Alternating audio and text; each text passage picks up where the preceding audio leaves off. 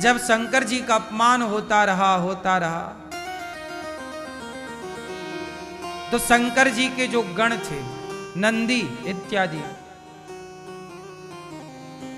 इन लोगों को नहीं रहा गया। हरिहर निंदा सुनहि जे काना, हो ही पाप गौ घात समाना। कभी अपने माता की, अपने पिता की, अपने गुरु की और अपने भगवान की कभी निंदा नहीं करनी चाहिए और निंदा नहीं सुननी चाहिए। कभी अपनी मां की निंदा नहीं करनी चाहिए, मां कैसी भी हो। मां की निंदा करना पाप नहीं, घोर पाप है। पिता की निंदा करना घोर पाप है। गुरु की निंदा करना घोर पाप है। और हरि और हर की निंदा मतलब भगवान नारायण की, विष्णु की, राम की, कृष्ण की, शंकर जी की, हनुमान जी की, दुर्गा जी की, मतलब अपने भगवान की निंदा सुनना पाप है। ना भक्ति की निंदा सुनो, ना भगवान की निंदा सुनो, ना मां की, ना पिता की, ना गुरु की। नंदी ने श्राप दे दिया, अरे जब से आया मैं बकरा, जा तेरा सर बकरे का हो जाए। बकरे का हो। बकरा क्या बोलता? मैं। जो ज्यादा मैं करता है ना, ये बकरा बनता है, फिर इनकी गर्दनें कटती हैं। इसलिए मैं नहीं करना चाहिए। यह भी एक दंड है। बकरा बनना भी एक पाप ही है, उसका भी तो गर्दन कट ही जाती है। ज्यादा घमंड करने वाला, मैंने ये मैं ये मैं की रटना ना लगाओ। मैं नहीं, तू ही तू। क्या बोलना है? मैं ही मैं ही मैं ही मैं नहीं, तू ही तू, तू ही तू, तू ही तू।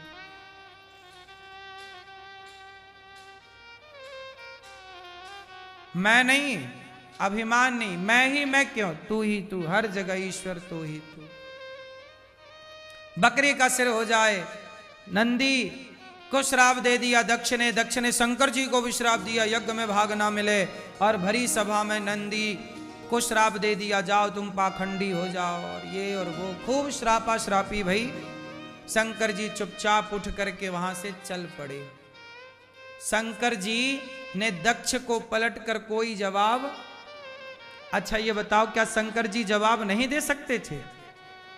बोलो, क्यों नहीं दिया? शंकर जी चाहते तो जवाब दे सकते थे,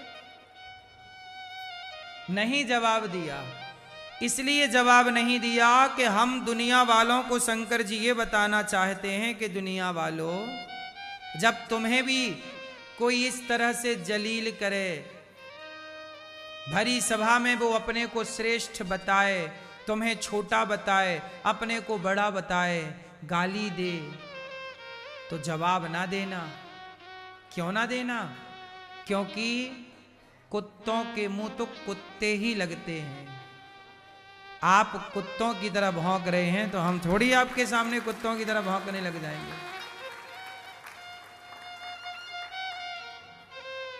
कुत्तों के मुंह कौन लगता है? बोलो, कुत्तों के मुंह कुत्ते ही लगते हैं, तो आप कुत्ते थोड़ी हैं। इसलिए सबके मुंह लगने की आवश्यकता, आप हमें गाली दे रहे हैं, ये आपके संस्कार हैं। अब उसका जो मैं जवाब दूंगा वो मेरे संस्कारों का परिचय होगा। क्यों जी, बात सही है? जरूरी नहीं है कि हर बात का हर व्यक्ति को जवाब दिया जाए। कई बार मौन रहना भी जवाब होता है। होता है कि नहीं? क्यों? कई बार मौन रहना भी जवाब होता है, नहीं होता? आप मुझे गाली दे रहे हैं और मैं मौन हूं, तो मेरा मौन ही आपका जवाब है। सही है कि गलत है?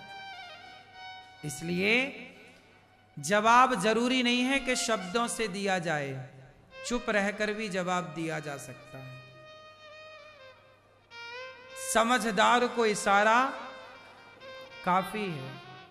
चुप रहने का जो जवाब है ना, ये समझदार ही समझ सकते हैं, मूर्खों के समझ के परे है। इसलिए मैं आपको एक सलाह दूंगा कि जो सिद्धांत भगवान शिव ने, तुम शंकर जी की पूजा करते हो ना, तो पूजा करने से क्या होगा? शंकर जी की पूजा करो और शंकर जी के रास्ते पर, उनके आदर्शों पर ना चलो तो पूजा से होना क्या है? मैं ये चाहता हूं कि भगवान शिव ने जो जो मैसेज दिए हैं हमारे लिए, वो सदा हमें फॉलो करने चाहिए। अब लोग शंकर जी की पूजा खूब करते हैं, पर जरा कुछ कह दो तो गुस्सा हो जाते हैं, जरा कुछ कह दो तो बिल्कुल आग बबूला, नाक में ही गुस्सा धरा है, और पूजा कर रहे हैं शंकर जी की। शिव जी की पूजा करने वाले को शंकर जी ने क्या पिया था? क्या? विष, जहर। काहे पिया भैया? शंकर जी ने जहर क्यों पिया था? बोलो हैं? दुनिया को बचाने के लिए। आप बताओ भैया, जन के कल्याण के, जगत के कल्याण।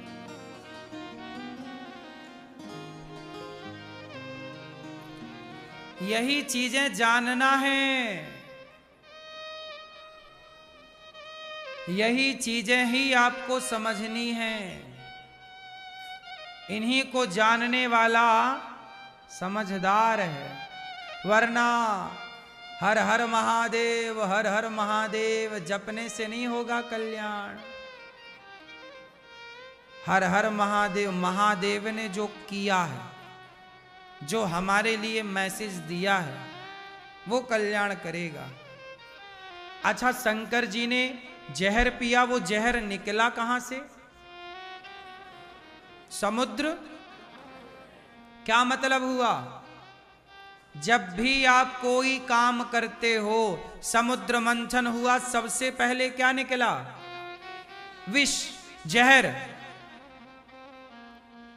कोई भी आप शुभ काम करोगे, कोई भी आप बिजनेस करोगे, व्यापार करोगे, नौकरी करोगे, कुछ भी करोगे, पहले आपके जीवन में जहर ही आएगा। जहर मतलब आप नौकरी करने गए, तो जब आप नौकरी करने गए तो जो पहले से वहां सीनियर लोग थे, वो लोग आपको जूनियर समझ के परेशान करेंगे। आपके जीवन में परेशानियों का ये जहर आएगा।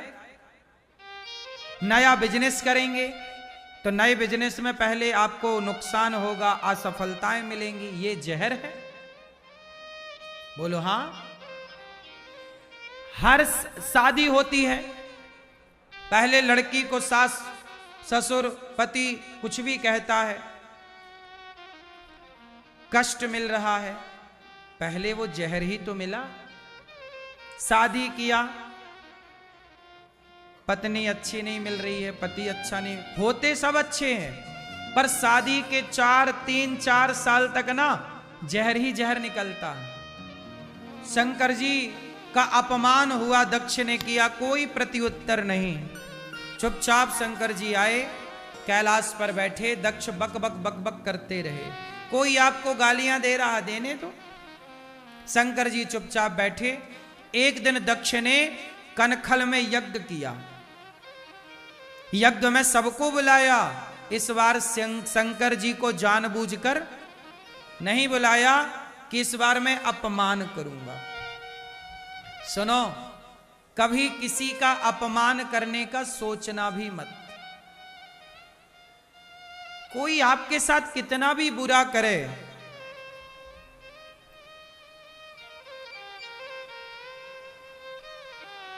या तो आप ताकतवर हैं तो अपना गांडीव उठाओ और आप खुद अपना लड़ो, लड़ो।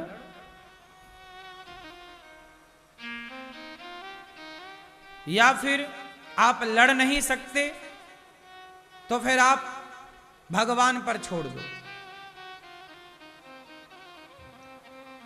आप किसी का बुरा ना सोचो, कोई आपका सोच रहा है तो सोचो। अच्छा ये बताओ, क्या पांडवों ने कभी कौरवों का बुरा सोचा? बोलो जोर से। नहीं सोचा तो पांडवों ने कौरवों को मारा क्यों फिर?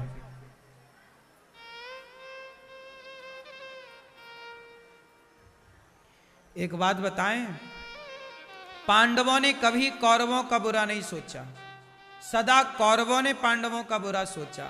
जब बार बार कौरवों ने पांडवों का बुरा किया, बुरा किया, बुरा किया, बुरा किया, तो पांडवों ने श्री कृष्ण को भेजा कि जाओ प्रभु शांति का प्रस्ताव रखो।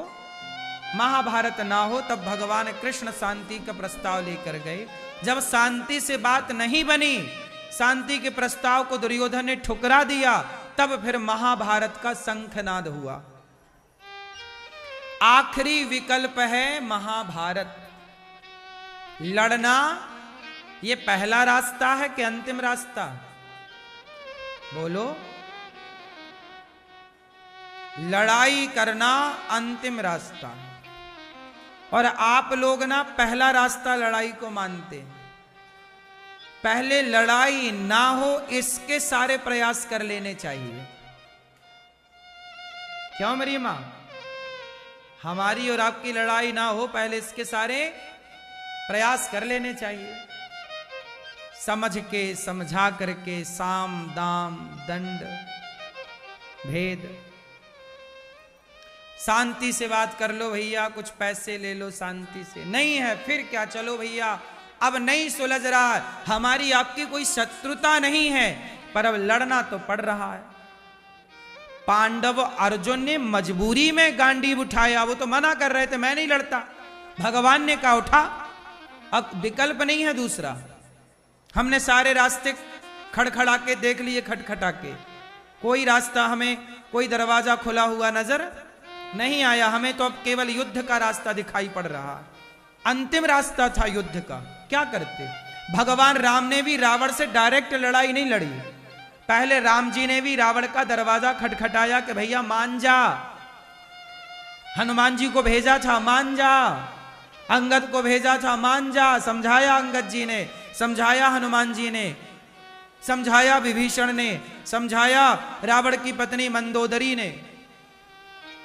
जब नहीं हुआ तो राम की कोई रावण से दुश्मनी नहीं थी, हमारी आपसे कोई दुश्मनी नहीं है, लेकिन जब आप सीधे नहीं मानोगे, समझाने पे नहीं मानोगे, तो फिर देखो हमारा आपसे कोई बुराई नहीं है, लेकिन फिर आखिरी रास्ता युद्ध का ही बचता। कोई पर्सनल हमारी तुम्हारी दुश्मनी नहीं है, वो भी धर्म की लड़ाई थी। क्यों जी? राम रावण की जो लड़ाई थी, कोई राम की पर्सनल दुश्मनी थोड़ी थी रावण से। राम ने तो रावण की गलती होने पर भी राम ने रावण को मौका दिया समझने का और सुधरने का, नहीं दिया? आप भी मौका दो सामने वाले को, भैया मान जाओ, हाथ जोड़ रहे हैं, भैया लड़ाई ना करो। देखो लड़ाई नहीं करनी चाहिए, लड़ाई समाधान नहीं, झगड़ा समाधान। पहले हाथ जोड़ के भैया मान लो, नहीं लड़ाई ना करो, नहीं। जब नई रास्ते सारे बंद हो गए तब फिर क्या करें? आओ फिर अब गांडीव से बात करते हैं।